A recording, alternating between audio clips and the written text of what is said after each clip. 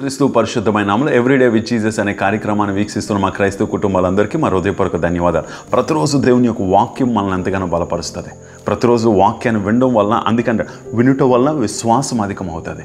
ఈరోజు దేవుని యొక్క వాక్యాన్ని మరొకసారి ధ్యానం చేసుకుందాం. మత్తయి సువార్త 10వ అధ్యాయం బైబిల్ ఉన్నట్లయితే 28వ వచనం, మరియు ఆత్మను చంపనేరక దేహమునే చంపువానికి భయపడకుడి, కానీ ఆత్మను దేహమును కూడా నరకంలో నశింపజేయగలవానికి మిక్కిలి భయపడుడి.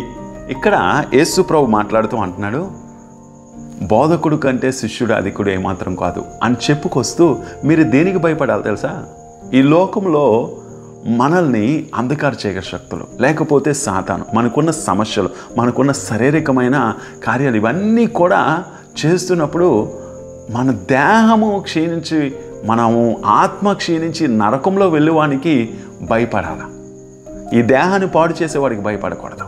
అందుకే యోబు దేహాన్ని పాడు చేశాడు, కుటుంబాన్ని పాడు చేశాడు, ఆత్మని ఏమాత్రం కూడా పాడు చేయలేకపోయాడు.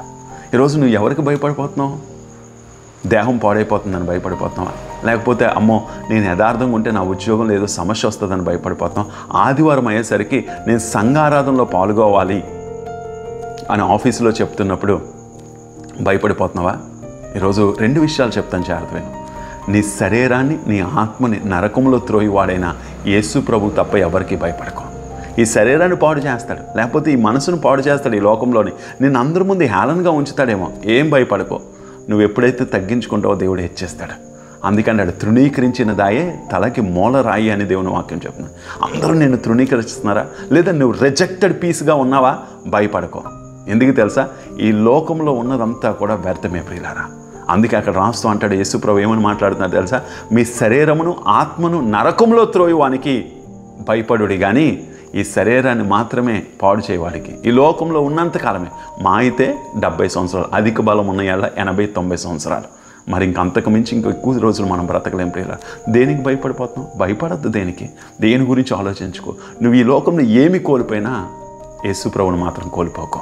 ఎందుకు తెలుసా? యేసు ప్రభు నిన్ను, నీ కుటుంబాన్ని, నీ కుటుంబ వ్యవస్థని, నీ పిల్లల్ని ఆయన తరతరాలు దీవెనగా మార్చగలడు. ఈరోజు నువ్వు భయపడాల్సింది యేసు ప్రభుకి. అయ్యో నేను పరిశుద్ధంగా లేకపోతున్నానే అని భయపడు. అయ్యో నేను యథార్థంగా ఉండలేకపోతున్నానే, అయ్యో దేవుని పని చేయలేకపోతున్నానే, అయ్యో నా సమయాన్ని దేవునికి ఇవ్వలేకపోతున్నానే, ఆ విషయాల్లో భయపడు. అయ్యో నేను దేవుడు చూస్తున్నాడు, అనవసరంగా ఈ తప్పుడు పని ఎందుకు చేశానే, దానికి భయపడు. అంతేగాని ఈ లోకస్తులకు భయపడకు. వీళ్ళు శరీరాన్ని పాడు చేస్తారేమో, లేకపోతే నీ మీద చెడుగా మాట్లాడతారేమో. ఇవన్నిటిని విడిచిపెట్టే ఈరోజు దేవుడు నీతో మాట్లాడుతున్నాడు. శరీరాన్ని పాడు చేయవాడికి కాదు భయపడాల్సిందే, జీవం కలిగిన దేవునికి భయపడు.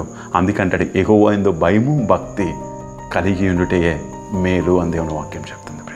కళ్ళు మూసుకుందాం, ప్రార్థన చేద్దాం. ఉదయకాల సమయంలో మా తండ్రి, మా ప్రభువా, అవును ప్రభా, మా శరీరమును ఆత్మని నరకంలో త్రోయగలిగే ఒక్కడివి నువ్వే ప్రభా. నువ్వే మా శరీరమును ఆత్మను రక్షించగలిగిన వాడు కూడా నువ్వే. నీకు తప్ప మేము ఈ లోకంలో ఉన్నది దేనికి భయపడకూడదయ్యా. ధైర్యాన్ని మా కుటుంబాల్లో ఉంచమని, ఈ కార్యక్రమం చూస్తున్న ప్రతి కుటుంబాల్లో ధైర్యం కలిగి, రోషము కలిగి, ఫినెహాసు లాంటి పౌరుషం కలిగిన కుటుంబాలుగా నువ్వు మార్చి నడిపించమని, దీవించి ఆశీర్వదించమని యేసుక్రీస్తు పరిశుద్ధమైన నామంలో అడిగి వేడుకొనిచున్నాము తండ్రి. ఆమెన్. God bless you. దేవుడు మనల్ని, మన కుటుంబాలను దీవించును గాక.